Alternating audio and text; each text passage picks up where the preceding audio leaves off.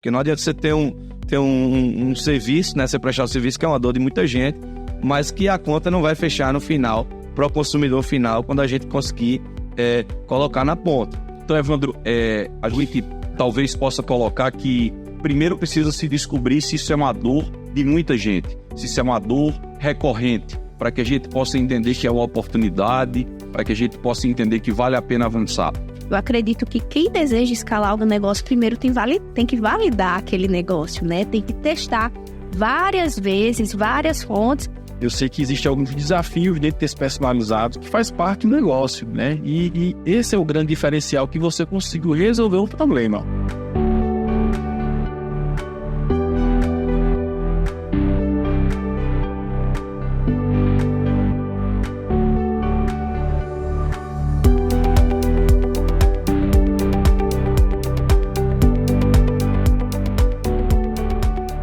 E aí, pessoal, segundo episódio do O Negócio é Crer, o podcast que vem transformando os empreendedores, conhecimento e qualidade.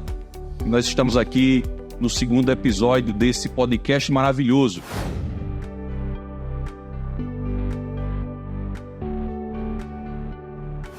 E como você já sabe, a temática, a dinâmica, nós reunimos sempre uma equipe de peso, uma equipe com expertise, com capacidade de te instruir e te levar com conhecimento de qualidade e, o mais importante, de forma prática. Aqui na mesa me acompanho hoje, como sempre, duas das pessoas que me ajudam nesse projeto tão maravilhoso, e é o nosso amigo Júnior Sena e Camila Chang. O Júnior é formado em administração, professor de empreendedorismo, consultor de processos organizacional, padrão e vendas. Camila Chang, economista pela UFCG, MBA em Gestão de Negócios pela USP, pós-graduada em Gestão Financeira pela FGV, membro do Conselho do Ela Soma, aqui em Campina Grande, consultora de finanças e negócios e atua fortemente no mercado de finanças há 10 anos. E hoje, para compor essa mesa, nós temos mais um convidado de peso. Nós temos aqui o nosso amigo Evandro Macedo. Evandro, que é empresário há mais de 8 anos na Tem Jeito, ele vai falar um pouco sobre isso. Empresa líder de mercado no segmento de conserto de roupas no Nordeste. Foi consultor júnior na Prospect. Atualmente é consultor sênior pela gestão e ação especialista em franquias na Universidade do Franchise pela Shefton. Está aí para os empresários que mais cresceram na pandemia pelo portal Pequenas Empresas, Grandes Negócios. Foi reconhecido como um dos líderes que estão mudando e vão transformar o país nos próximos anos pelo Instituto For. E tem recentemente a sua marca citada entre as micro franquias e mais para se investir na revista Exame. Então, gente, acompanha com a gente, o segundo podcast está no ar, e eu já começo assim, dando boas-vindas ao meu amigo Evandro. Evandro, seja bem-vindo, esse é o nosso segundo podcast. Sinta-se em casa, vai ser um prazer esse bate-papo aqui. Fica à vontade, eu tenho certeza que você vai nos abençoar, trazer muito conhecimento de qualidade. Seja bem-vindo. Vamos embora, a gente agradece o convite aí do Negócio é Crer, na pessoa de Gustavo, Camila, Júnior, né? Tenho certeza que vai ser um prazer, a gente pode trocar umas ideias e eu vou aprender muito mais com vocês do que vocês comigo, mas a gente tá aqui junto para trocar essa ideia e esse conhecimento.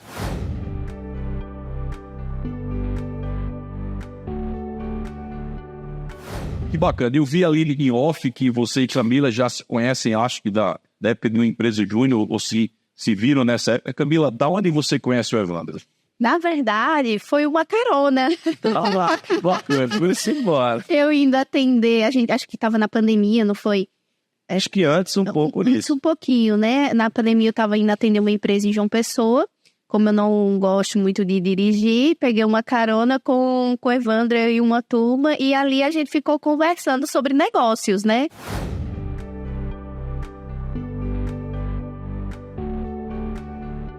Foi daqui para João Pessoa falando sobre negócios. Que bacana.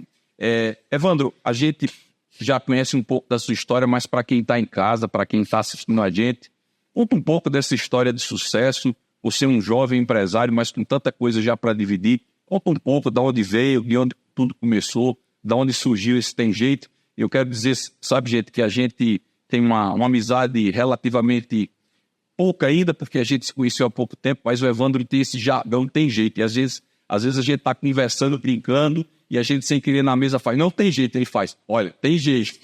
Evandro, conta um pouco dessa história aí pra gente. Vamos lá, Gustavo. Então, a Tem Jeito começou, né? Eu trabalhava com minha mãe, né? Então ela tem a loja de roupa até hoje, a Ousada, então, aqui em Campina mesmo.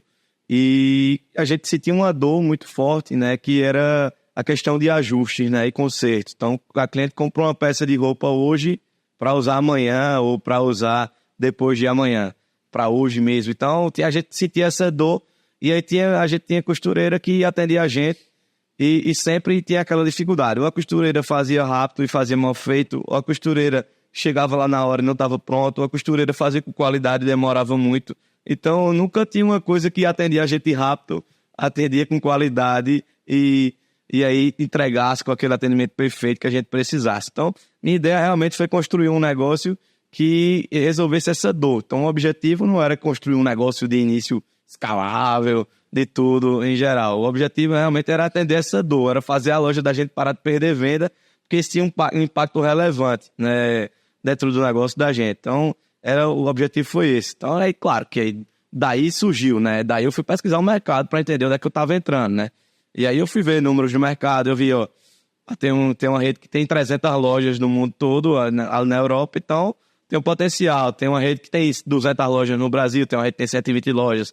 Então, daí eu fui entender o tamanho do mercado e aí eu disse, não, vou construir um negócio, então eu vou fazer baseado em alguns pilares desses negócios que já foram dando certo, né? Então, eu estudei mercado internacional, mercado nacional, e a gente tentou trazer ali de início esses pilares que eu acreditava que eram fundamentais, que eram um atendimento diferenciado, né? Atendimento de qualidade, um serviço rápido e um serviço bem feito. Então, o objetivo foi esse, a gente juntar esses pilares que a gente conseguisse entregar. E o compromisso da confiança com o cliente, né? De você marcar uma data e uma hora, você entregar naquele prazo, já que justamente a gente chegava, deixava na costureira para o cliente usar hoje de noite e chegava lá, a costureira não estava pronta. Eu tinha que ficar lá esperando para poder pegar aquela peça para levar para a cliente utilizar. Então, a gente entendeu o mercado, sentiu as dores e aí sanou, né?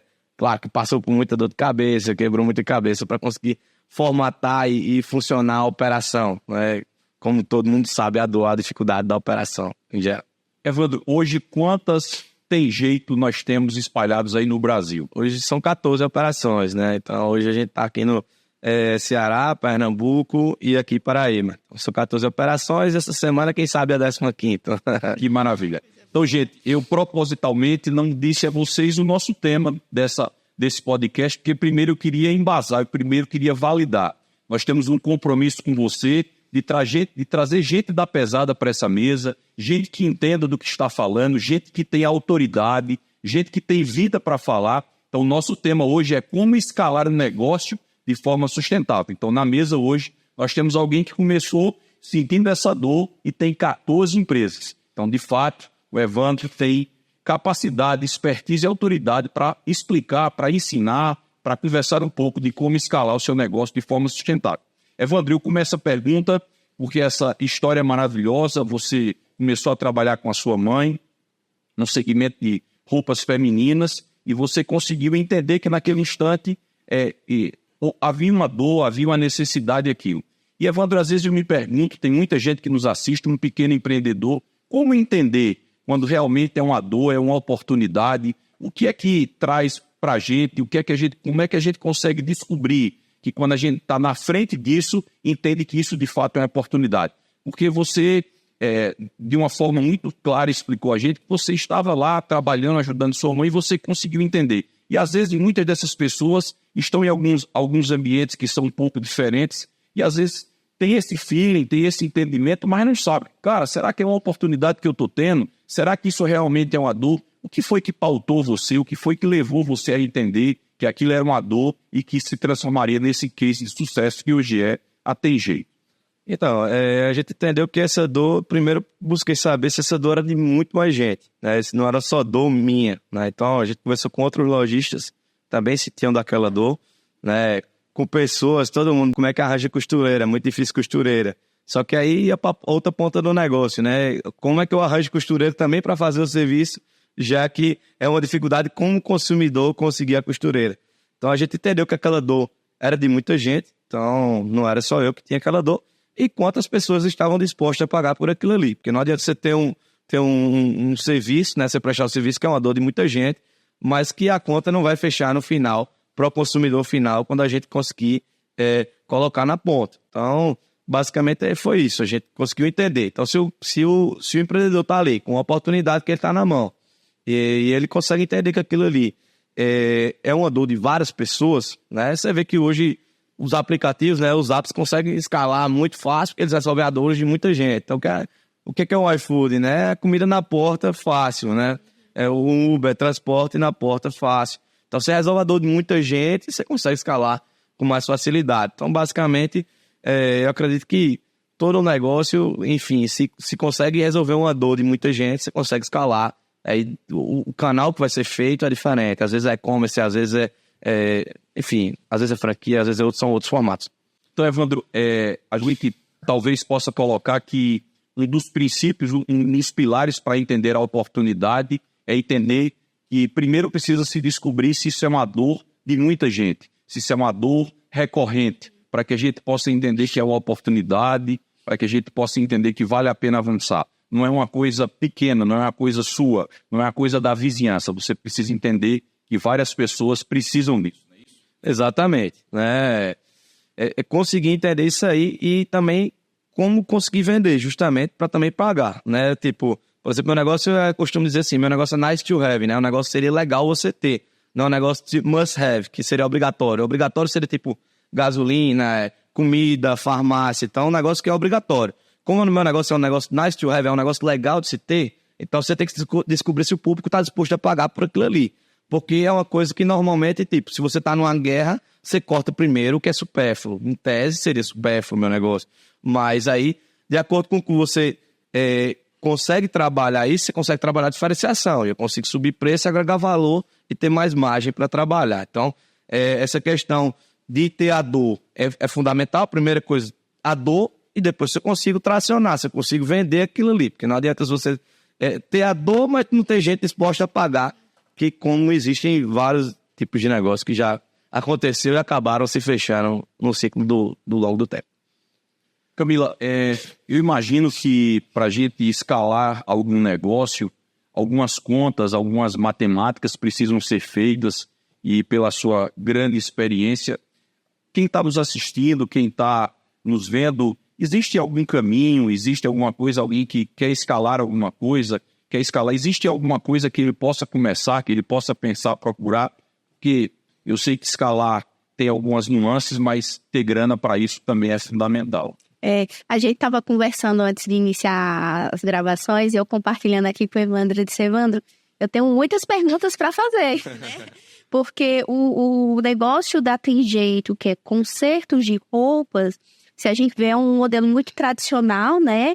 E eu fiquei me perguntando por que ele conseguiu ter esse insight de escalar algo que é o conserto de roupas, né? Aquela coisa tradicional. A gente é acostumado a procurar uma costureira de bairro, procurar alguma outra pessoa que fizesse isso. E há uma dificuldade muito grande de se encontrar esse tipo de profissional no mercado, como você disse, com agilidade e qualidade, né? Que isso é achar agulha no palheiro, de verdade. Mas eu, na minha visão, enquanto economista, eu acredito que quem deseja escalar algum negócio, primeiro tem que validar aquele negócio, né? Tem que testar várias vezes, várias fontes e fazer uma pesquisa de mercado muito bem feita, porque o perfil de Campina Grande é diferente do perfil de João Pessoa, por mais que seja próximo, que é um perfil diferente do pessoal de Recife, né?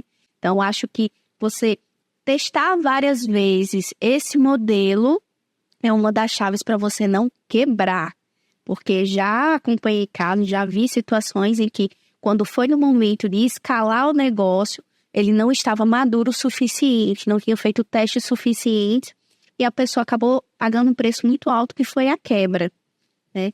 E eu aproveitando o gancho, já vou fazer uma pergunta, né, que eu estou bem curiosa. Evandro, quando é que você teve esse insight, essa virada de chave para pensar em escalar esse tipo de serviço? Quando é que foi que você disse assim, é possível eu escalar ele, aumentar ele, crescer ele? Por quê? Existem muitos empresários, empreendedores, enfim, que olham para o seu negócio hoje e dizem assim, eu estou muito limitado. eu não sei como é que eu posso fazer crescer nisso, né? Eu não consigo aumentar as minhas vendas, ou eu não consigo replicar o meu modelo. Quando é que foi que você teve essa virada de chave? Então, Camila, como eu te disse, no início, né, eu fui pesquisar sobre todos os modelos de negócio que existiam, que eram os melhores do mundo na época, né? Então, de início eu já disse, já despertou uma sementinha, o negócio não é tão pequeno assim. Se o cara consegue ter 300 lojas, outro consegue ter 200, então não é um segmento tão pequeno assim. Então já despertou uma sementinha, mas eu precisava primeiro fazer o quê? Entrar para botar para funcionar meu negócio, para poder depois pensar alguma coisa desse tipo. E aí eu consegui tracionar o negócio muito rápido, né? Sofri muito no primeiro mês, depois a gente conseguiu ter uma virada de chave, pegou um mês bom, que era dezembro também, e aí a gente conseguiu tracionar e foi embora. Então, quando deu 8 meses, eu consegui dar payback no meu negócio, só para você ter uma ideia. Eu tinha aberto o negócio... Rápido. eu tinha feito os cálculos, a ideia era para 12 a 15 meses. Então, a gente conseguiu dar payback com 8 meses. E aí, quando deu em abril, maio ali, eu abri em novembro, né? Quando eu abri em maio, que já tava a coisa rodando muito, eu disse, rapaz, eu vou partir para ver se eu consigo escalar isso aqui. Então, em julho mesmo, eu já fiz uma especialização, tá aqui, inclusive, aqui, especialista em franquias pela Universidade Franchise da Xerto. Então, já fui para São Paulo em julho, com 8 meses de negócio, já para a gente começar a pensar. A minha ideia era começar a pensar em formatar para eu rodar meu próprio negócio como se eu fosse um franqueado, com processos, com estrutura, com indicadores de gestão, tudo estruturado. Então, essa era a minha ideia, a princípio, para depois que eu conseguisse botar minha segunda unidade, já validasse, aí eu parto para a franquia, estou sabendo operar, e aí eu consigo também ensinar. Porque não adianta, o pessoal às vezes pensa, eu vou formatar um negócio como franquia, como eu já recebi, Evandro, como é que tu fez isso aí, bicho? Eu estou querendo fazer aqui também. Então, o povo acha que é só simplesmente girar uma chave e fazer, né? Então, primeiro você tem que ter um negócio que está dando certo. E aí você clona um negócio que está dando certo. Nada mais é, a franquia é isso. Você clonar um negócio que está dando certo aqui e você replicar lá, né? Então, a minha virada de chave foi o negócio ter dado certo. Basicamente, foi isso. E aí, sempre capacitação, né? Eu não paro de estudar o tempo todo, né? Negócio, eu acho que o empreendedor tem que ter a humildade que se eu quero estar aqui e eu ainda não estou, é porque eu ainda não sei, né? Não tem como eu chegar aqui se eu não sei, né? Se eu estou aqui, quero chegar aqui, eu tenho que aportar conhecimento. E isso a gente passa de mim para o meu time, para escritório, para gerente, para chegar em costureira, na operação toda. Muito bom. Só para falar para o pessoal de casa o que é payback, né, que a gente utiliza muito esses termos ingleses na área financeira, é o que o negócio se pagou, né? O negócio se pagou, voltou, né? Voltou para você o dinheiro todo que você investiu, né? E que isso é o sonho de todo empresário.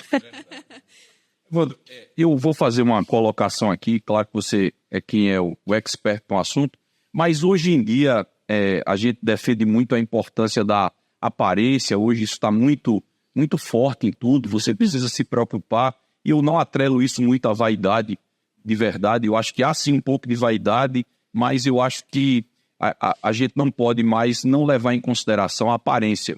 E hoje eu acho que a roupa ajustada a você é fundamental para a sua aparência. Eu me lembro que, quando eu não tinha esse entendimento, quando a gente não lia muito sobre isso, às vezes você comprava uma calça jeans que na cintura dava, mas no comprimento ela ficava lá embaixo do sapato e você perdia ela e tal. E quando você começa a entender um pouco isso, hoje as redes sociais, todo mundo fala um pouco sobre isso, e se faz a necessidade de você ter uma boa aparência dentro do que você pode, dentro do que você faz. Isso, de alguma maneira, alavancou o seu negócio, o homem se preocupar com o caimento da calça, tá, no comprimento correto, a camisa correta. Isso, de alguma maneira, alavanca o negócio? Isso foi importante em algum momento? Com certeza, Gustavo, né? Só para pegar um pouquinho do gancho que você falou, a questão do homem, né, se cuidar, eu já pego um dado estatístico, né? Quando a gente começou, a gente sempre gosto muito de dados, né? De acompanhar nessa parte de gestão, impacta muito. A gente sempre traz plano de ação em cima disso. Então, o homem, basicamente, meu público masculino era 10% do público, né? Hoje eu tenho 25% desse público em média. Então, 2,5 vezes de crescimento do público masculino em relação a quando a gente iniciou. E aí essa questão de roupa ajustada, tem muita gente que por uma questão de como as pessoas estão vivendo, né? E aí tem esse impacto realmente de vaidade já em geral.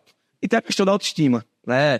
de você realmente se sentir bem vestido, de você estar bem vestido para si mesmo, é diferente, né? Tem um amigo meu que ele fez um relato assim, que ele disse, rapaz, a gente teve até um relato bem legal hoje também. Ele disse, bicho, quando eu botava meu terno, eu ficava assim, tranquilo, ele é advogado, inclusive. Ficava assim, meio assim, xoxinho, e aí, agora eu boto meu terno que eu ajustei, eu saio pensando que eu sou o Batman, então eu saio para ganhar, não vou para audiência, eu não perco um. Então essa diferença de você se sentir com aquela autoestima, se você tá bem vestido, tem um impacto muito relevante nisso. E aí, claro, a vaidade das pessoas verem você bonito, verem você com aquela roupa que é para você, que não é uma roupa do seu pai, traz esse impacto relevante, e isso cada vez mais tem muito disso, né?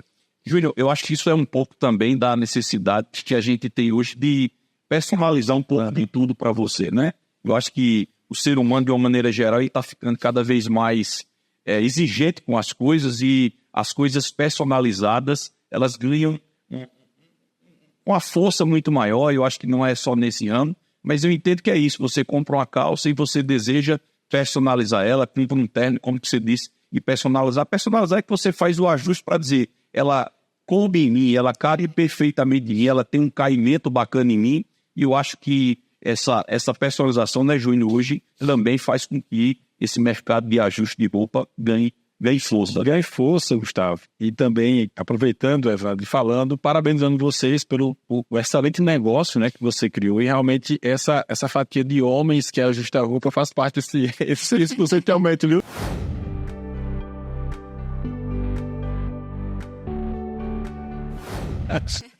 Faz parte, porque é importante realmente o homem hoje, principalmente o jovem, né, que está talvez no mercado de trabalho, né, ele tem uma visão da sua aparência diferenciada, talvez pelas redes sociais, por ter uma foto e ele ficar legal na foto, né? Então isso deu um volume maior e tende a crescer ainda mais, né? Então o personalizado, ele tem uma margem muito boa, uma margem maravilhosa, porque o personalizado você consegue cobrar um valor que talvez um produto que tem uma rotatividade maior não se tenha, né? O generalista, né, Júnior? O generalista. Mas agora eu vou a algo mais aprofundado, que é como esse personalizado ele consegue sair exatamente como você quer que saia, né? Porque você hoje, no novo tempo do seu negócio, escalando, né, com franquias, com unidades. Eu sei que existem alguns desafios dentro desse personalizado que faz parte do negócio, né? E esse é o grande diferencial, que você conseguiu resolver o problema e testar isso. E eu queria que você falasse um pouquinho mais sobre isso, né? Como foi que você conseguiu resolver esse problema interno dessa personalização para ter esses pontos que você falou, ter um bom negócio, ser ágil, ter uma qualidade, para que você pudesse agora vender isso para um franqueado que ele possa trabalhar com a mesma qualidade, né? E melhor, um retorno de 8 meses, viu? Já fazendo a propaganda aí do negócio, né? Esse recorde a gente só conseguiu nessa loja, mas assim, em média a gente consegue 14, tem loja 14 meses, tem uma loja para sair agora, esse mês agora deve sair 14, mas é tranquilo, né? Eu boto de 18 a 24, se o cara conseguir antes, ele faz minha propaganda muito bem. Júnior, essa questão de personalização, né? Como você falou, como é que eu consigo padronizar, né? Aí a questão é de processo, né? Processo de treinamento, né? Acho que quando a gente tem que estruturar uma coisa que é artesanal, que é um processo artesanal como o nosso, então eu preciso ter um processo muito bem definido, né?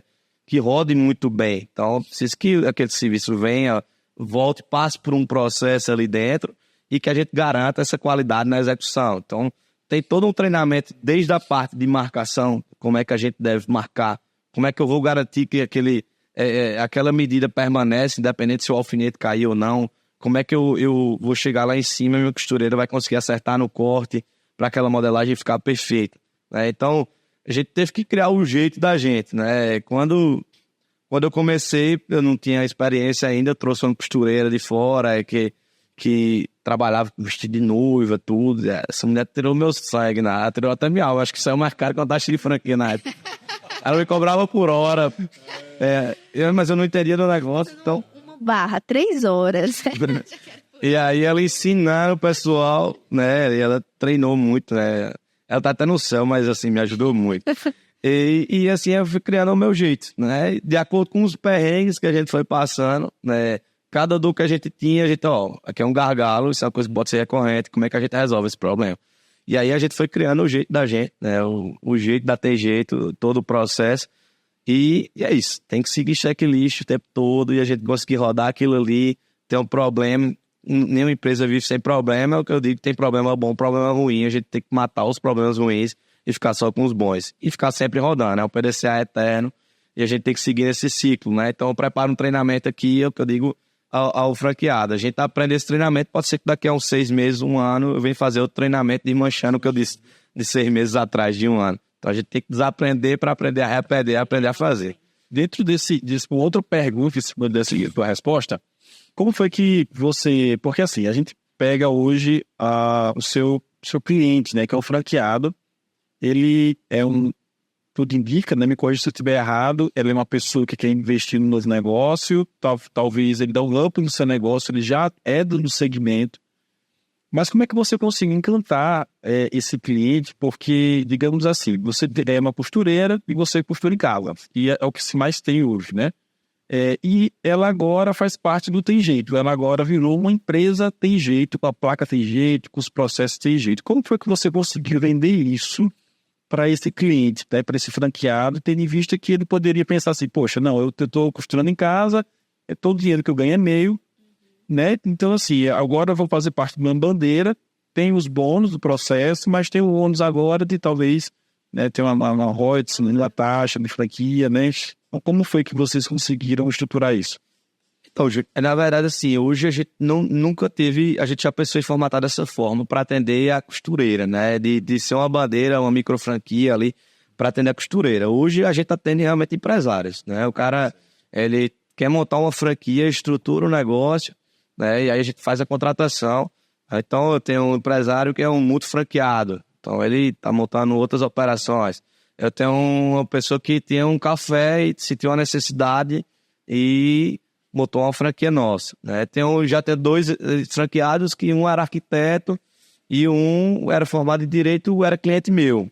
E não tinha nenhum negócio, não tinha passagem ainda, era estudante, se formou. Então, hoje a gente pensou em ter essa linha, de que seria uma linha basicamente como Fábio do episódio anterior lançou o Home Gifts, né, que seria uma linha ali para o franqueado, um micro franqueado, não franqueado, né? Mas a gente já fez uma pesquisa de mercado para tentar lançar um modelo similar a esse, que seria basicamente você fornecer uma bandeira, fornecer um conjunto de treinamentos e cobrar ali um royalty. A gente rodou a pesquisa deu metade. Metade das pessoas se interessaram, metade não. A gente viu que era um negócio que dá muito trabalho e pouco dinheiro. Eu disse, rapaz, não vamos entrar por essa linha não, vamos manter na linha que a gente tá. Mas o canal é mapeado, talvez quando a gente tiver mais marca, mais bandeira, eu acho que é uma coisa que vai pesar para, de repente, começar essa procura na porta da gente e a gente, de repente, tentar converter também via esse canal. Muito bom, essa pesquisa de mercado importa também, né? Evandro, eu entendo assim, se eu tiver errado, você me corrija. Hoje as lojas Tem Jeito, a franquia, a grande parte dela está voltada ao serviço, à prestação de serviço. E aí, imagina que agora quem está nos assistindo é um pequeno empreendedor que a empresa dele é só serviço. E você conseguiu escalar um negócio que a base, quase que a totalidade dele, envolve serviço. E toda vez que a gente fala em uma empresa que a sua maioria é serviço, obrigatoriamente nós estamos atrelados à pessoa. Então eu vou te fazer 2 perguntas na mesma. Para o empreendedor que mexe com serviço, que o negócio dele é serviço, o que Evandro diz, o que Evandro ensina, qual é a importância, o que ele deve fazer para que esse serviço seja cada vez melhor, para que eu nem quero que você explique agora como escalar, porque você deixou muito claro que primeiro a gente precisa rodar o primeiro negócio, fazer entender, para depois pensar em escalar. E como nós temos aqui um compromisso de entregar um conteúdo de forma prática, objetiva, um pequeno empreendedor, um pequeno lojista, ou um empresa que mexe com serviço, está te escutando agora, o que você aconselha? Quais são as premissas, quais são o sucesso no serviço? E a segunda pergunta é, qual a importância dessa parceria, dessa forma com que você gerencia essas costureiras? Como você conseguiu alcançar elas? Como é que você consegue fazer elas permanecer? porque eu acho que isso deve ser uma dor de todo mundo. Todo mundo que tem alguma coisa de serviço que depende muito do profissional, em alguns momentos esse profissional sai. Então, 2 perguntas numa só. Fala você que é o homem do serviço. Gustavo, então, exatamente, basicamente, você quase me entregou aí a resposta pra gente aí, né? Eu tenho 2 clientes, né? Hoje, quem mexe com o serviço tem 2 clientes, né? O cliente interno e o cliente externo. Então, basicamente, eu preciso construir marca hoje para o cliente externo e o cliente interno, que é o meu colaborador, né? Como é que eu construo a marca para o cliente externo, né? Eu preciso realmente entregar o que eu estou prometendo, né? E aí eu coloco o cliente no centro, eu preciso entender o que é que ele quer de prioridade. E aí vai de novo pesquisa, né? Eu estava reformando minha loja e eu estava fazendo o projeto. Eu disse, rapaz, vou rodar uma pesquisa antes para perguntar ao meu cliente o que é que ele queria que tivesse na minha loja. E a minha preocupação era que eu tinha muita espera, né? O cliente estava lá esperando, estava desconfortável. Eu perguntei ao cliente, não, o que é que você quer? Ele disse, rapaz, para mim eu queria que tivesse colocado um terceiro provador na loja para eu sair mais rápido, porque eu não quero ficar muito tempo lá. E minha preocupação era fazer um espaço de café. Eu estava reformando para botar sofá para o cliente ficar mais à vontade. E aí eu tirei o espaço e botei mais um provador e falei com o shopping e botei um banco do lado de fora. Então, eu preciso entender o cliente. Meu cliente tem que estar no centro e não outra coisa. Então, você precisa entender o cliente. E às vezes você precisa só perguntar a ele, né? Você não precisa ser o Steve Jobs e pensar no que ele está precisando, né? Dentro de quem trabalha com serviço hoje. Você perguntar a ele, ele responde, ele vai te dizer. Aí você consegue trabalhar melhor. No certo, você começa a entender que ele precisa de uma coisa que nem ele sabe, né? Aí você tem um trabalho que é uma linha de consultoria de imagem que a gente vai estar lançando agora nesse segundo semestre. Mas aí, a questão que é o cliente. Você trabalhar marca com o meu cliente interno. Como é que eu trabalho marca com o meu cliente interno? Do mesmo jeito que eu faço com o cliente externo. Eu entrego o que eu prometo, né? Então, se eu estou combinando com um colaborador uma coisa, eu tenho que cumprir meu combinado. Então, primeiro, as coisas básicas, né? Aí vai para a pirâmide de Maslow, né? A gente vai ver as necessidades básicas. Não adianta eu chegar para estar aqui com um time de motivação se meu colaborador está ali em casa passando fome e necessidade com algumas coisas. Então, se eu não tenho uma loja própria em Recife, se eu não estou lá na ponta, meu gerente precisa estar ali acompanhando o dia a dia, o que é que aquela funcionária está precisando, o que é que ela está na necessidade dela. Então, empatia, né? A gente precisa ter empatia com o nosso colaborador e a gente conseguir resolver esses problemas de necessidade.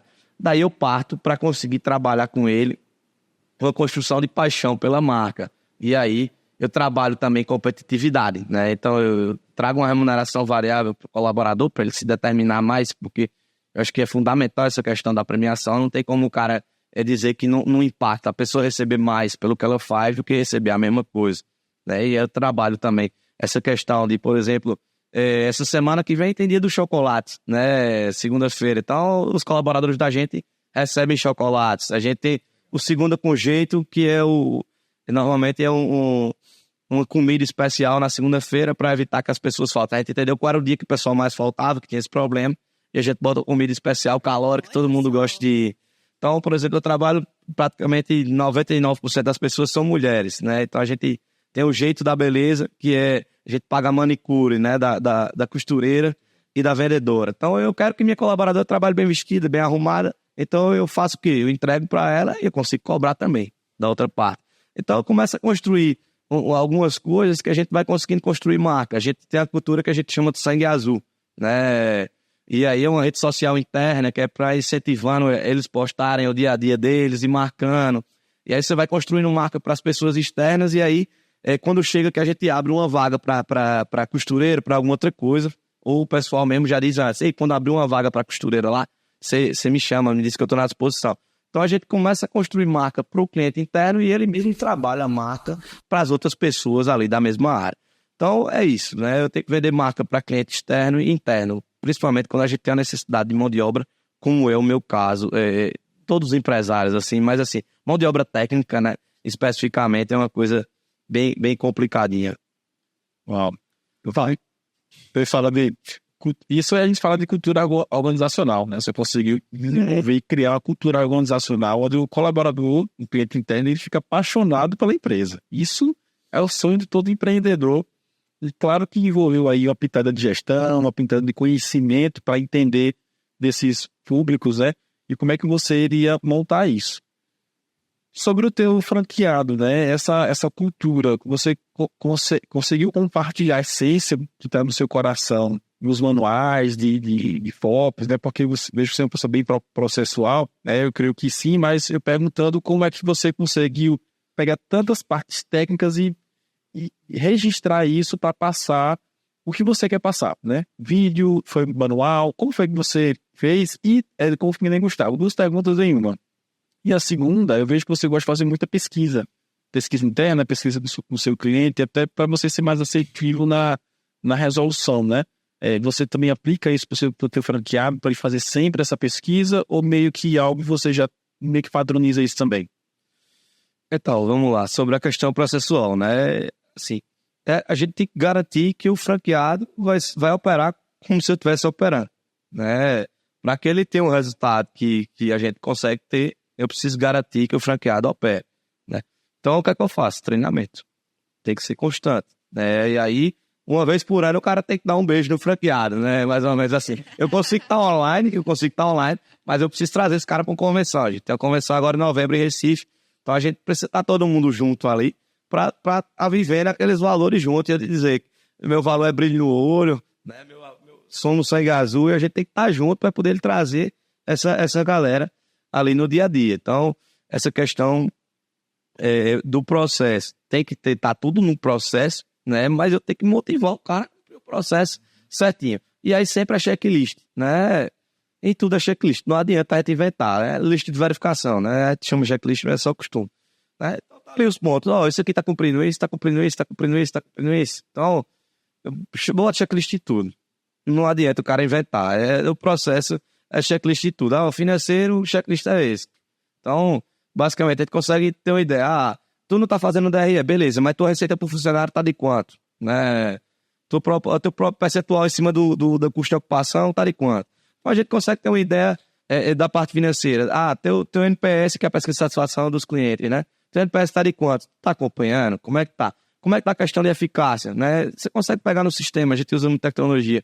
Então, quando ele chegar pra gente, ele já vai ter a resposta, a gente já vai devolver com pergunta, e ele vai entender aquilo ali, onde é que tá o problema, o gargalo dele, né?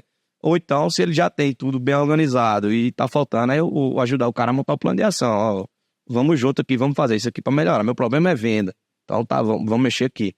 Não deu certo, vamos mexer aqui.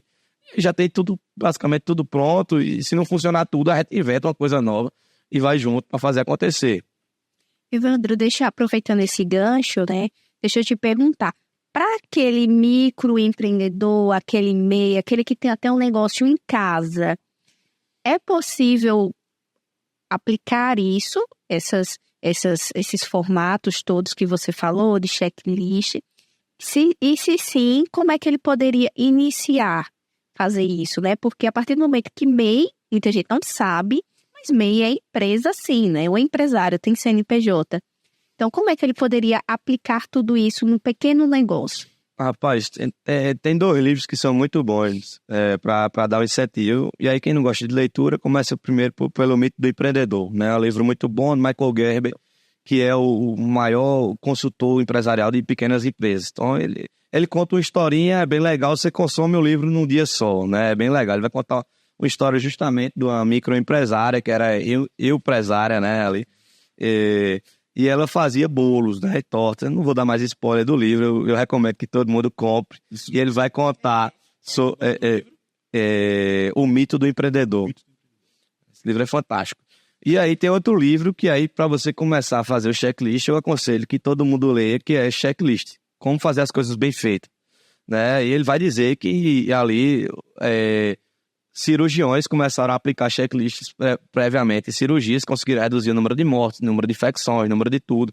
Ele mostra que o cara que está caindo no avião ali, o piloto de avião, eles usam muito checklist. Ele consegue verificar ali dentro de 30 segundos que está caindo no avião, no checklist, como é que ele consegue reverter aquela situação. Então, se um piloto de avião consegue usar, um cirurgião consegue usar, e um amigo meu que eu estava na dúvida ainda se conseguiria usar, eu fui na empresa dele, ele trabalha com catador de lixo. Né? E catador de lixo normalmente às vezes nem sabe ler, né? Então ele mostrou lá com gestão à vista e checklist, e o cara sabia se tinha feito uma atividade bem feita ou não, separando. Então assim, todo mundo consegue usar, viu, Camila? Não pode ter certeza Eu aconselho começar por esses 2 livros aí, você vai despertar a cimentinha, e aí nada mais é do que você vai ter que ver seu processo. Quais são os gargalos do processo ali? Onde é que a gente tem dores aqui? Então elimina aquelas dores ali, daquele gargalo, aí onde é que eu garanto já a excelência? Aí você já parte para outra parte. Primeiro elimina a dor, elimina o problema, depois você vai para a excelência. Muito bom. Que maravilha. Evandro, eu fico pensando em quem está em casa e que entende que a base do seu negócio, pelo menos no início dele, foi realmente voltado para serviço e de forma tão grande, você escalou de forma rápida e de cada vez mais sustentável. Existe alguma coisa que você poderia deixar de dica, que você acha relevante no processo de recrutamento e seleção para quem vai trabalhar no serviço? Rapaz, o problema de recrutamento e seleção hoje do Brasil é que as pessoas acham que estão fazendo processo seletivo. Quando a pessoa diz, ei, estou precisando de um atendente, e aí chama a pessoa para botar no outro dia e já bota. Então não tem processo seletivo, né? Aquilo ali não é um processo seletivo. O empresário no Brasil, Gustavo, ele contrata em um dia e demora 2 anos para demitir. O problema está todo aí, né? Você tem que demorar para contratar e demitir rápido, né? Você contrata uma pessoa, então tem que passar por um processo seletivo. Você construir marca tem que ser difícil para entrar. Porque se a costureira entra ali fácil, todo mundo consegue entrar, ela mesmo já diz, rapaz, todo mundo entra, né? Então, hoje para entrar na minha, mesmo que só tenha uma costureira de candidato, né? Uma cidade nova, quando eu vou entrar, eu tenho um trabalho muito grande para chegar na etapa final, ela tem que passar pelas etapas, são 5 etapas. Então, assim, mesmo que eu só tenha aquela pessoa, eu faço o processo ser difícil e ela entender e valorizar aquela vaga onde ela está, né? Para poder ela chegar. Então, eu acho que primeiro o empresário tem que corrigir isso aí, né?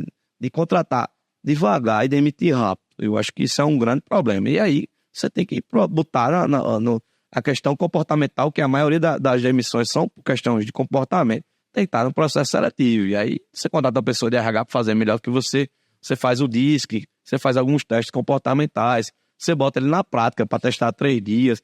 Enfim, são algumas estratégias que vai depender muito do perfil do negócio. Eu acho que essa dificuldade é um problema nacional, em todo canto, de todas as empresas que eu visito, dificilmente hoje é de pequeno porte, né? Tem essa questão de ter um processo seletivo bem estruturado, bem organizado. E a questão da demissão, né? Corrigir o cara. Às vezes o empresário fica o dia todinho reclamando. Meu funcionário não sei o quê. Mas tu já sentou pra ele e dizer, isso aqui tá ruim, isso aqui é um mau comportamento. Teve um mau comportamento, puniu com advertência, não puniu. Então, cara, tu tá deixando o cara achar que aquilo ali é o limite. Ele não próximo, ele vai para outro limite, vai para outro limite, vai embora, você não bota o cara para fora. Um colaborador nem sabe que ele acha que tá fazendo certo algumas coisas, logicamente, né? Tirando as coisas que são de senso comum, de bom senso, acha que tá ok e não tá, né? Então a culpa é do líder, no final a culpa é sempre do líder.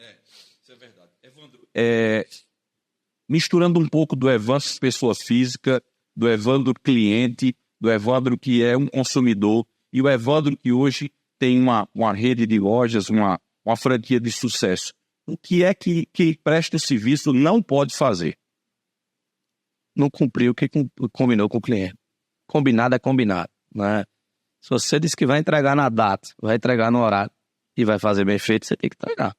Isso aí, se quebrar a expectativa do cliente, você se complica. Do mesmo jeito que quebra de expectativa, quando você entrega um padrão de atendimento de excelência numa vez, na outra vem ali, tá um caos. Então, você tem que, de novo, acompanha ali o processo tudo em cima do checklist. O cara chegou outro dia, tá ali com uma lâmpada queimada dentro da loja. O cliente dele logo, rapaz, ali tá se quebrando, tá fechando. A lâmpada tá até queimada, entendeu?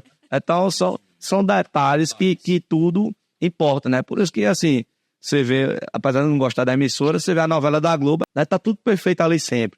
Então, assim, o detalhe é muito importante. E a gente precisa entender isso aí na experiência do cliente, principalmente quem trabalha com serviço, né? Não adianta eu entregar uma experiência uma vez e a outra experiência na próxima vez ter aquela quebra de expectativa. Isso você perde o cliente ali por você mesmo. Então, gente, que maravilha. Nós estamos aqui no 2º episódio do podcast O Negócio é Crer, trazendo hoje Evandro, o CEO da franquia Tem Jeito.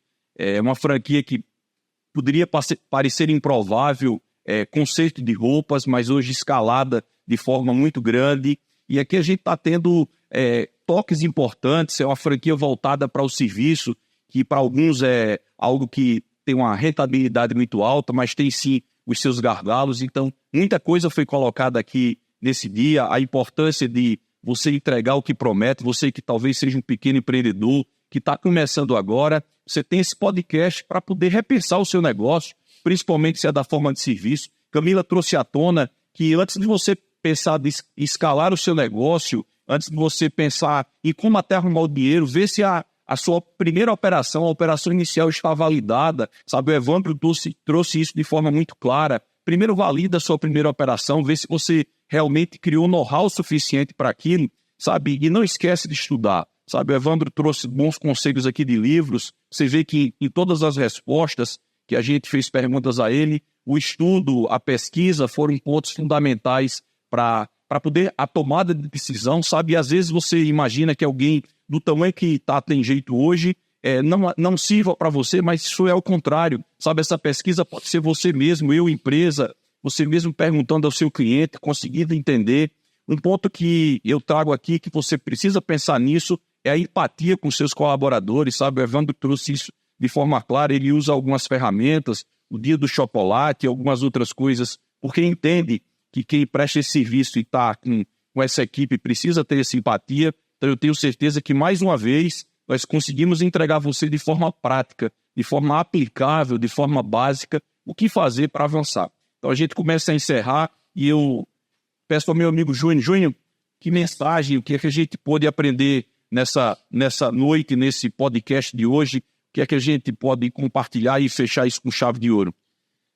Acreditar no negócio é a primeira coisa. Então, conversando um pouco com o Evandro, entendendo do modelo de negócio dele, a paixão que ele tem pelo negócio e pelas pessoas, né? Não só pelo negócio, mas pelas pessoas que envolvem aquele negócio. Então, é acreditar no negócio e ter o compromisso que ele der certo. Então, quando o Evandro compartilhou com a gente aqui sobre checklist, né? Eu fui salvo pelo checklist, porque durante as atividades do dia a dia, muitas coisas se passam, né? Então, infelizmente, quando eu comecei a empreender, eu tinha talvez o orgulho de dizer, não lembro, não, vai dar certo.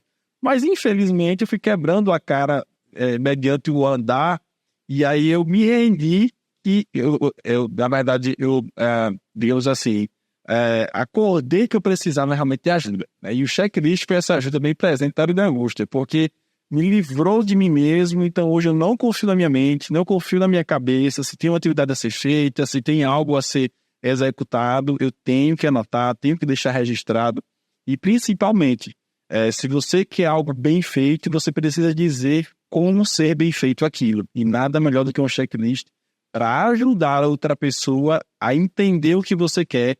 Camila Chang, a sua mensagem final, o que podemos extrair de tudo isso? Eu sei que você ficou assim, bem puxando para o seu lado, entender que pesquisa, planilha, dados, né, isso é o seu mundo, e eu vi que toda vez que Evandro falava, seus olhos brilhavam. Então, sou suspeita a falar, né? Suspeita a falar, eu vi que Evandro toda hora fala em pesquisa, e eu sei que o seu dia a dia é um pouco em cima de planilha, de números, de estatísticas, mas que mensagem a gente deixa desse podcast, o segundo podcast do Negócio é Crer? Eu acredito que todo mundo que tem um negócio, independente do tamanho dele, precisa primeiro validar antes de pensar em expandir. Teste todas as possibilidades. Como o Evandro pontuou muito bem, eu escutei o cliente, né? O cliente às vezes reclama e o empresário acha ruim. Mas aquilo dali é uma oportunidade para você ajustar o seu negócio. Ele está lhe dando uma informação super valiosa. Ruim quando o cliente sai insatisfeito e não reclama, então você acha que está tudo perfeito. Então, valorize aqueles que dão aqueles toques, rode as pesquisas, faça essas pesquisas, porque os dados vão lhe dar muitas informações preciosas, e só assim, depois de um negócio totalmente validado, 100% ok, você pensar em escalar. Que maravilha. Meu amigo Evandro Macedo, CEO da franquia Tem Jeito, eu queria, em nome do Negócio é Crer, do nosso podcast, da nossa turma, lhe agradecer. Foi muito bacana, sabe, mesmo um empresário tão jovem, mas com tanta capacidade, com tanta vivência. Tenho certeza que quem nos acompanhou sai daqui cheio, com tanta coisa para aplicar, com tanta coisa para repensar, sabe, um negócio assim medido, um negócio assim pensado, um negócio com todos esses dados que você traz para a gente a necessidade de reavaliar e ter esse cuidado inteiro. E a gente queria a sua mensagem final, o que dizer para quem está nos assistindo em casa, o que dizer para quem mexe com serviço, o que dizer do mestre dos serviços, Evandro? Vamos lá, eu acredito que todo negócio você consegue fazer escalar, né? Eu acho que não existe negócio ruim. O pessoal diz, meu negócio é ruim. Rapaz, não deixe de reclamar disso aí, começa a botar a coisa para funcionar para poder depois você dizer que tá ruim, né? Eu tava conversando isso, tem um amigo da gente que tem uma fábrica de saco de feira, né? Aquele saco bota laranja, né? Sim. E aí ele vende esse saco hoje, ele vende para Ceasa de São Paulo, né? O cara tá milionário. Então, você vende um saco que custa ali 7, 8 centavos, quando você bota no volume, e aí você consegue escalar. Então, assim, todo negócio dá para ser escalado. Então, você precisa estruturar seu negócio. Você tem gente, precisa ter estratégia, né? Você definir ali como é que você consegue se diferenciar. Precisa ter caixa, né, Camilo? Precisa ter caixa, você precisa ter dinheiro, você precisa aguentar a pancada, né? Ou pelo menos ter um acesso a um crédito rápido ali que resolva suas broncas, né? E você precisa ter execução. Não adianta ter a melhor estratégia do mundo das pessoas, né, ter caixa e não garantir a execução dos planos de ações, né? Tem que realmente fazer acontecer aquilo ali. Então, a minha mensagem é: vá pra cima, tenha medo, quebre a cara, erre, corrija e faça de novo. Isso aí, até que vai chegar a hora que você vai começar a virar a chave e as coisas vão andar e vão-se embora. Gente, que maravilha, o segundo episódio do nosso podcast, O Negócio é Crer, como a gente prometeu, gente da pesada, gente com experiência, gente com expertise, para poder levar um conhecimento de qualidade e lembrando sempre, de forma aplicável, de forma prática, porque é isso que a gente quer, transformar o seu empreendimento, ou pelo menos te ajudar, servir como guia, sabe, dentro desse episódio, há muitas pérolas, há muitas coisas que você precisa repensar, que você precisa levar para o seu negócio. O Evandro colocou muito bem, tudo é escalável, então você precisa partir desse ponto, e eu tenho certeza que você foi abençoado com tudo isso. E segue a gente nas redes sociais, O Negócio é Crer tem o Instagram, lá a gente sempre divulga tudo aquilo que a gente está fazendo, novos episódios vêm por aí, gente da pesada vai estar com a gente. Você que nos segue lá no Instagram, fala que temas você queria que a gente trouxesse para cá para o podcast, fala quais são as suas dores, fala como a gente pode te ajudar, porque esse programa, esse podcast tem sim um grande objetivo, poder contribuir com você, contribuir com o seu negócio e de alguma maneira somar a sua vida. Muito obrigado, um grande abraço e a gente se vê no próximo episódio do Negócio é Crer.